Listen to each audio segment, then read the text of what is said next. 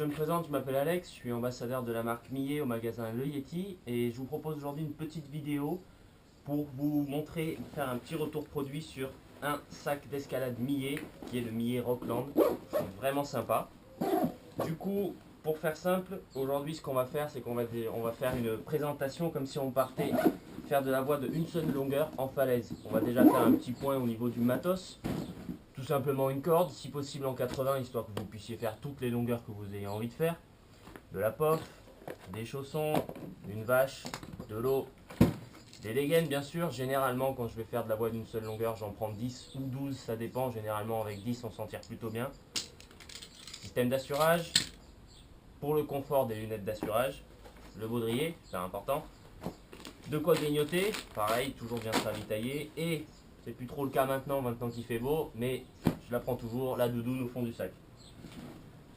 Le nouveau sac Rockland de Millet, qui est vraiment super sympathique. Ce qu'on va faire, je vais vous montrer un peu comment ça s'organise à l'intérieur.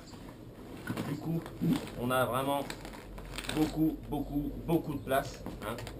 On a ici deux poches sur les côtés, comme vous pouvez le voir. Avec, dans une de ces poches, c'est fourni dans le sac la bâche pour la corde, ça se prend sympa. Du coup, de l'autre côté, on peut y mettre par exemple ce qui est bouteille d'eau. Ça bouge pas, c'est plutôt pratique. Ensuite, au fond du sac, moi ce que je fais toujours, je mets ma doudoune et mon baudrier. Et c'est là que ça devient super sympathique avec ce sac, c'est que sur le haut, comme vous pouvez le voir ici, il y a deux petits anneaux qui permettent d'accrocher les dégaines, les systèmes d'assurage, les mousquetons, peu importe tout ce que vous avez à mettre, sans que ça tombe au fond du sac. Du coup, ça reste bien pendu et ça vous laisse de la place pour le fond. Je vais vous montrer, je vais vous fixer juste quelques dégaines, pas non plus toutes les mettre. Voilà. Voilà, mettons que j'en mets que 4 de chaque côté. Et comme vous pouvez le voir, ça tombe pas au fond, c'est bien pratique. Allez, je vais continuer vite fait. Les lunettes, le système d'assurage. Et du coup, vous avez aussi dans ce sac, ici, une très grande poche qui vous permet de mettre un peu tout ce que vous avez envie de mettre. Généralement, c'est là que je mets mon topo, c'est là que je mets de quoi grignoter. Et ici, vous avez une poche zippée qui est quand même bien grande. Comme vous pouvez le voir, j'y passe la main, c'est tout sur le côté pour mettre portefeuille, petite crème solaire ou autre. Vous avez aussi la petite ficelle pour accrocher les clés si vous avez tendance à les perdre. C'est bien sympa. Mettons qu'on met tout à l'intérieur. La pof, les chaussons, la vache, hop, et on ferme. Très bien, c'est là que ça devient vraiment pratique avec ce sac. Vous avez deux choix par rapport à la corde. Soit vous arrivez à la caser à l'intérieur, dans ce cas-là tant mieux.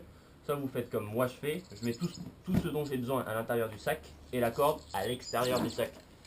Vous avez sur le Millet Rockland des straps sur le dessus et sur les côtés. Voilà, partout. Qui permettent de facilement transporter la corde. Et ça, c'est vraiment pratique. Hop, je vous montre juste vite fait. Voilà. Sur les côtés et sur le dessus. Vous avez aussi ici deux poches filets, une de chaque côté. Toujours pratique pour y rajouter le petit truc dont vous n'avez pas la place à mettre à l'intérieur. C'est sympa.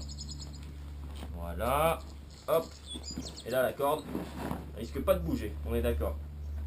Vous avez aussi sur ce sac une grosse poignée ici. Ça vous évite de trimballer votre sac en l'approchant n'importe où et en tirant sur les coutures qui ne sont pas faites pour. Si c'est bien résistant, c'est fait pour, ça permet de le laisser au sol, de le prendre sans risquer d'abîmer le sac. Vous avez autour de cette poignée des petits anneaux ici qui permettent, comme vous le voyez, de passer les mousquetons. Vous en avez 3 en haut et 3 en bas. Pareil, vous n'avez pas envie de ranger vos chaussons pour l'instant, vous voulez juste les transporter, vous les accrochez là, vous avez des choses en plus à mettre sur des mousquetons, vous les accrochez là, toujours pratique. Maintenant on va passer au niveau du système de portage qui est super bien fait sur ce sac. Ici, peut-être que c'est pas visible, mais en tout cas c'est tout rembourré. Vous avez du rembourrage au niveau du bassin et au niveau des omoplates, aussi au niveau du milieu du dos. Ce qui permet en fait d'éviter d'avoir une dégaine ou peu importe ce que vous avez dans le sac qui vous rentre dans le dos. C'est jamais très agréable quand on fait des marches d'approche un peu longues. Du coup, vous avez ici un système de réglage pour les anses. ici aussi bien sûr, hein, comme d'habitude. Et vous avez le droit sur ce sac à une ceinture abdominale et une ceinture au niveau du torse.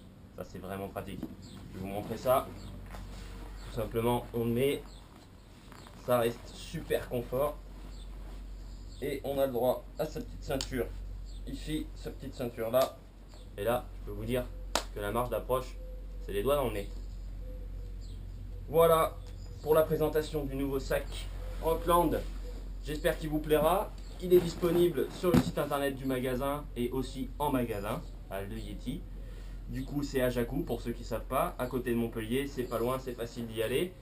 Et puis voilà, n'hésitez pas à mettre des commentaires sur la vidéo. J'hésiterai surtout pas à répondre à vos questions. Voilà, merci beaucoup et bonne grimpe.